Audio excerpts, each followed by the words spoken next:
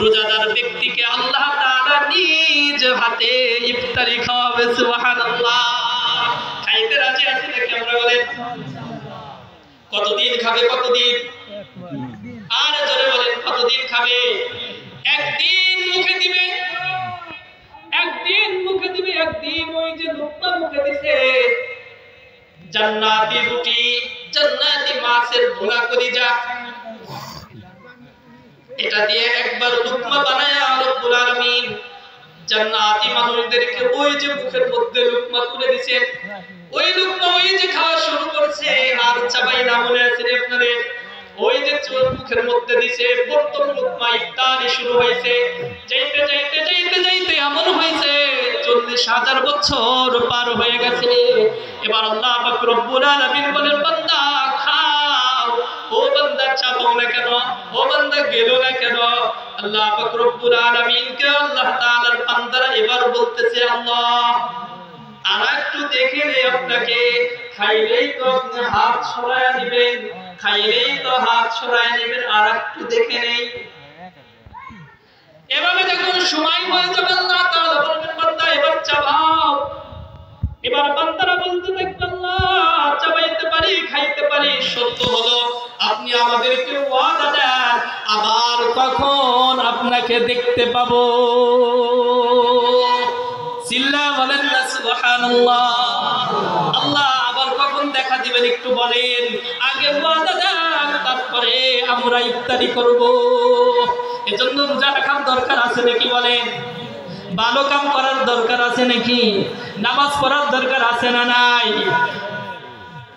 এবার আল্লাহ পাক রব্বুল আলামিন বলবে, বান্দা খাও, প্রতি জুমার দিন তোমাদের সাথে আমি আল্লাহ সাক্ষাৎ করব। সুবহানাল্লাহ। মাঝে মাঝে তো এমন হবে, মজমা কায়েম হবে। আজ তো দুনিয়ায় ওয়াজের বিরোধী লোকের অভাব নাই, গানের পক্ষের লোকের অভাব নাই, ওয়াজের পক্ষের লোকের কিন্তু বহু অভাব। আল্লাহ পাক রব্বুল আলামিন দুনিয়ায় যারা এমন মজমা কায়েম করে, আর যারা মাইকিনের আওয়াজ শোনার সাথে সাথে যারা সামনে এসে বসে গেছেন, পোস্টার দেখে যারা সামনে এসে বসে গেছেন, যারা ওয়াজের চাঁদা দেওয়ার জন্য নিজের বাজার সদায় অনেকে বন্ধ রেখে ওয়াজের তাদের চাঁদা দেয়, ওয়াজ যেন হয়, মসজিদে টাকা দেয় যেন মসজিদটা ভালোভাবে চলে, করে কি করে না বলেন? অনেকের পকেটে আছে দেয় না, অনেকের নাই, এরপরেও দেওয়ার চেষ্টা করে। দুই শ্রেণীর লোক আছে না নাই? কেউ কেউ চিন্তা করে আমি 1000 টাকা দিলে যদি ওয়াজটা হয় তাহলে দেই, সদাই সামনে হাতে করবো, এমন লোক বহু আছে।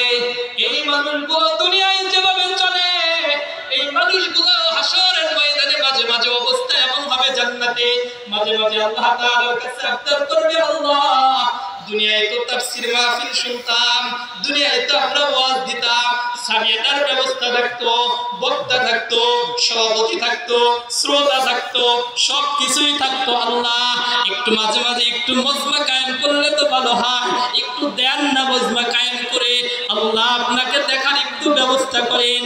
আল্লাহ রব্বুল আলামিন মাইকিনের ব্যবস্থা করে দিবে। সুবহানাল্লাহ। আর জোরে বলেন সুবহানাল্লাহ। কিসের ব্যবস্থা করবেন? আর দুনিয়ায় আমরা যারা পোস্টারের ব্যবস্থা হয়েছে, মাইকিন হয়েছে, রব্বুল আলামিন ফেরেশতাদেরকে ঘোষণা করে দিবে, যাও তোমরা প্রত্যেকটা জান্নাতের মধ্যে ঘুরলা দাও, মাইকিন করে দাও। বলে কি মাইকিন করা হবে? বলে অমুক জায়গায় এক ময়দানে আল্লাহ পাক রব্বুল আলামিন মজমা কায়েম করবে, ওখানে